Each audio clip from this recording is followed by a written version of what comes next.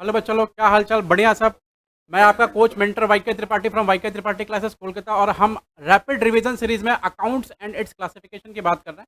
तो it's a rapid revision series, main class नहीं है बच्चों। ये लोग हमारा एकदम रैपिड रिवीजन, जो छोटे छोटे वीडियो होते हैं, 2 4 5 10 मिनट के, 15 मिनट के, 20 मिनट के, whatever the time frame recorded as per the videos. ठीक है, तो अकाउंट एंड इट्स क्लासिफिकेशन पढ़ेंगे हम लोग। ठीक है, अकाउंट एंड इट्स क्लासिफिकेशन पढ़ेंगे। 1 मिनट रुकना।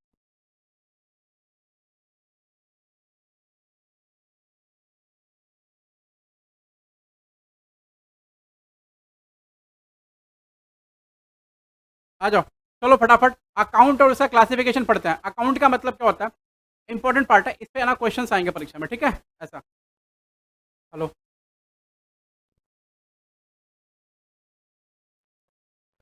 शांति, थोड़ा सा आ जाना प्लीज। हाँ हाँ। अकाउंट का मतलब क्या होता है सर? आपको स्टार्टिंग में पढ़ा रखा है।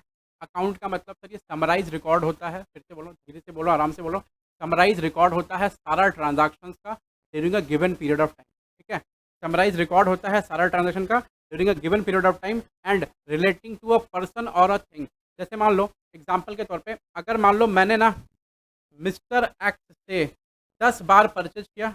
बच्चा, 10 बार परचेज किया, तो सारा 10 बार का परचेज हम कहाँ रिकॉर्ड करेंगे बाबू? एक लेजर बनाएंगे मिस्टर एक्स का, और उसमें रिकॉर्ड करेंगे सारा परचेज। और एक लेजर बनाएंगे हम लोग क्या, परचेज का, उसके अंदर रिकॉर्ड करेंगे, है ना? तो मिस्टर एक्स एक पर्सन हो गया, उनसे रिलेटेड सारा ट्रांजेक्शन बेटा एक अकाउंट में रिकॉर्ड होगा। ठीक है, जैसे मान लो मैं फर्नीचर खरीद रहा हूँ। ठीक है, मैंने साल में 10 बार फर्नीचर खरीदा, तो वो सारा का सारा फर्नीचर एक लेजर, पर्टिकुलर लेजर में रिकॉर्ड करूंगा जितनी बार भी खरीदा है। और वो जो पर्टिकुलर लेजर में रिकॉर्ड करेंगे, वो लेजर किस चीज़ का लेजर है सर? वो थिंग है। थिंग मतलब वस्तुएं। ठीक है, ये वस्तुएं हैं। तो वही बोला कि अकाउंट क्या है? It's a summarise record of all transaction relating to a person और अ थिंग। ठीक है, अच्छा।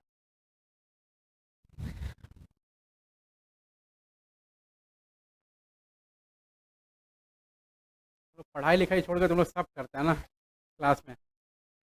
बेसी कम, बेसी ज़्यादा, हो गया? Okay, great. अकाउंट को ना, अकाउंट को हम कौन से लेटर से एक्सप्रेस करते हैं? टी फॉर्म के लेटर से एक्सप्रेस करते हैं। टी फॉर्मेट बना हुआ रहता है।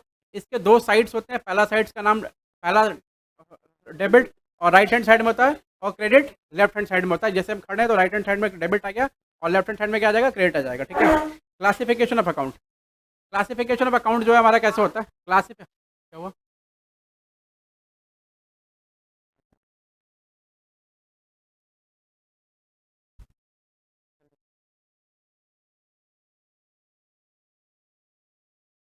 क्लासिफिकेशन ऑफ अकाउंट हमने स्टार्टिंग में इनिशियल क्लासेस में पढ़ा है, क्लासिफिकेशन ऑफ अकाउंट के बारे में। क्लासिफिकेशन ऑफ अकाउंट कैसे होता है सर? पहला रियल, दूसरा पहला पर्सनल, दूसरा रियल, और तीसरा नॉमिनल। ये तीन हमने पढ़ा है। ये ब्रॉडर हेडिंग्स हैं, पर्सनल, रियल और nominal, and we know it. ये ब्रॉडर हेडिंग्स है भैया, पर्सनल, ठीक है, रियल और ये नॉमिनल। ये सब कॉपी में लिखा हुआ आपके। हाँ, ये ब्रॉडर हेडिंग है, और इसके अंदर तीन अकाउंट होते हैं। पहला कौन सा? नेचुरल और आर्टिफिशियल और, हाँ, रिप्रेजेंटेटिव। ठीक है, बस उसी बारे में बात करने का अपने को। ठीक है, देखो, पर्सनल अकाउंट। पर्सनल अकाउंट क्या होता है भैया?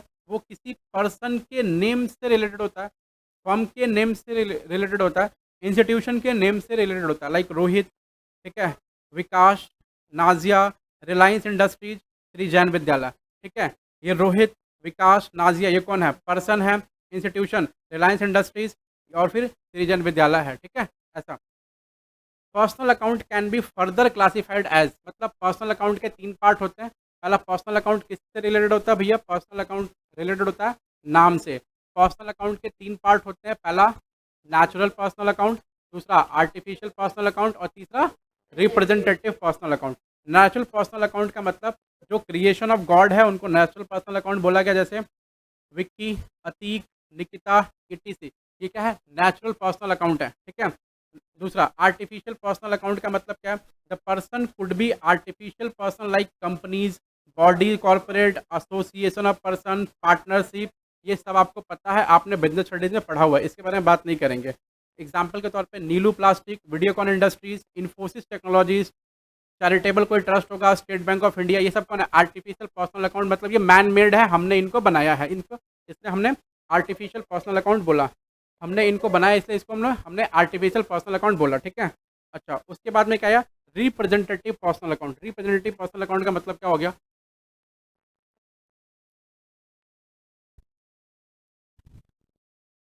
These are accounts which represents a certain person और अ ग्रुप ऑफ पर्सन, ठीक है। आपको याद होगा ये बात, फिर से कह रहा हूँ बच्चों लोग, प्लीज आप बने रहना। These are the accounts which represents certain person और ग्रुप ऑफ पर्सन। मैं एग्जांपल देता हूँ, सर्टेन पर्सन और ग्रुप ऑफ पर्सन का मतलब क्या होता है। जैसे मान लो, आपको बताया हुआ अभी पहले कि रेंट अगर ड्यू है, ठीक है, तो इसको बोलेंगे रेंट आउटस्टैंडिंग। और ये रेंट आउटस्टैंडिंग किसके नाम पे होता है, लैंडलॉर्ड के नाम पे होता है, ठीक है। और जो लैंडलॉर्ड होता है ये उसी के लिए रेंट आउटस्टैंडिंग है, तो ये सर्टेन पर्सन को रिप्रेजेंट कर रहा है, ठीक है। और ग्रुप ऑफ पर्सन को रिप्रेजेंट करने वाला एग्जाम्पल क्या है, ग्रुप ऑफ पर्सन को रिप्रेजेंट करने वाला एग्जाम्पल जो है वो है, मान लो एक कंपनी में 1000 लोग हैं और 1000 लोगों की सैलरी बकाया है, ठीक है, तो इसको बोलेंगे आउटस्टैंडिंग सैलरीज। और ये जो आउटस्टैंडिंग सैलरीज है ये हेड है, और ये आउटस्टैंडिंग सैलरी कितने लोगों को रिप्रेजेंट कर रही है, सर 1000 पीपल को रिप्रेजेंट कर रही है। अब आपको रिप्रेजेंटेटिव पर्सनल अकाउंट में ये बात समझ में आ गई होगी कि भैया सर्टेन पर्सन का मतलब क्या है और ग्रुप ऑफ पर्सन का मतलब क्या है, ठीक है। अच्छा, एक बात हमेशा याद रखना कि कोई भी एक्सपेंस और कोई भी एक्सपेंस अगर मान लो प्रीपेड है या फिर आउटस्टैंडिंग है, तो वो कौन सा अकाउंट होगा, रिप्रेजेंटेटिव पर्सनल अकाउंट होगा, ठीक है। अगर कोई भी इनकम अक्रूड है, मतलब ड्यू हो गया है लेकिन मिला नहीं है अभी तक, अक्रूड है, स्पेलिंग गलत लिख दिया, डबल सी, अक्रूड है या फिर एडवांस में अगर कोई इनकम ले लिया है तो वो रिप्रेजेंटेटिव पर्सनल अकाउंट होगा। यहाँ मैंने वो लिखा हुआ भी है एग्जाम्पल के तौर पर, insurance pre paid, commission pre received, the student should be careful to have clarity on this type of, जो भी है वो तो ज्ञान लिखा होगा, ठीक है। तो ये 3 तरह का हो गया, नेचुरल पर्सनल, आर्टिफिशियल पर्सनल और रिप्रेजेंटेटिव पर्सनल अकाउंट। एग्जाम्पल्स याद रहेगा, okay great. Real account, real account का मतलब क्या हो गया सर, एसेट्स या प्रॉपर्टीज। एसेट्स या प्रॉपर्टीज जो हैं वो हमारे रियल अकाउंट्स हैं, ठीक है। बिलोंग्स टू दी कंपनी, मतलब एंटिटी को जो बिलोंग करती हैं, एंटिटी को बिलोंग करती है मतलब जिस पर एंटिटी का मालिकाना हक है, ओनरशिप है बेटा, जिस पर एंटिटी का मालिकाना हक है, ओनरशिप है, वैसे एसेट्स वैसे प्रॉपर्टीज जो है रियल अकाउंट्स कहलाते हैं, ठीक है।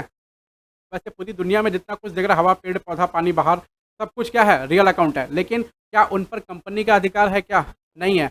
जिस पर कंपनी का अधिकार है वो कंपनी के लिए रियल अकाउंट्स है। बात समझ में आ रही है, ओके ग्रेट। अच्छा, आगे बढ़ते हैं। हमारे ना 2 तरह का रियल अकाउंट हो गया, एक टैंजेबल रियल अकाउंट और एक intangible real account. Tangible real account का मतलब एक सिंपल सा फ्रेज है, वर्ड नहीं बोलेंगे इसको, फ्रेज बोलेंगे। ये जो फ्रेज है उसका क्या नाम है, फिजिकल एग्जिस्टेंस। अगर कोई एसेट का अगर फिजिकल एग्जिस्टेंस है तो that asset is what, your intangible real account. Tangible real account that can be touch और सीन, ठीक है, विद द ओपन आइज, बंद आंखों से नहीं देख सकते, ठीक है, बंद आंखों से सिर्फ माँ का प्यार दिखता है। आ जाओ, सपना देख सकते हैं, ग्रेट। बच्चा बोला बंद आंखों से सपना देख सकते हैं, ठीक है, बंद आंखों से सपना देख सकते हैं, लेकिन सपना को देखने के लिए खुली आंखें रखनी पड़ेंगी, ठीक है। हम एक्चुअली बच्चे लोगों के सामने डार्क नहीं होते कभी, ठीक है, दिक्कत हो जाएगा। आ जाओ, इनटेंजिबल रियल आंखें, रियल आंखें, चलो स्टार्ट करते हैं, just get in the flow. आओ, intangible real account. Intangible real account का मतलब क्या होता है, those accounts which do not have any physical existence, those accounts which do not have any physical existence, जिनका फिजिकल एग्जिस्टेंस नहीं होगा, जिनका फिजिकल एग्जिस्टेंस नहीं होगा। चल नहीं रहा है क्या ये,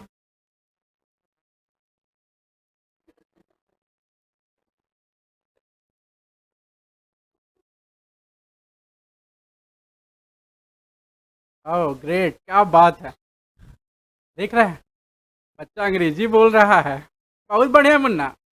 आ जाओ, which have, AC is working properly, ठीक है, but the blower is not working properly, ठीक है।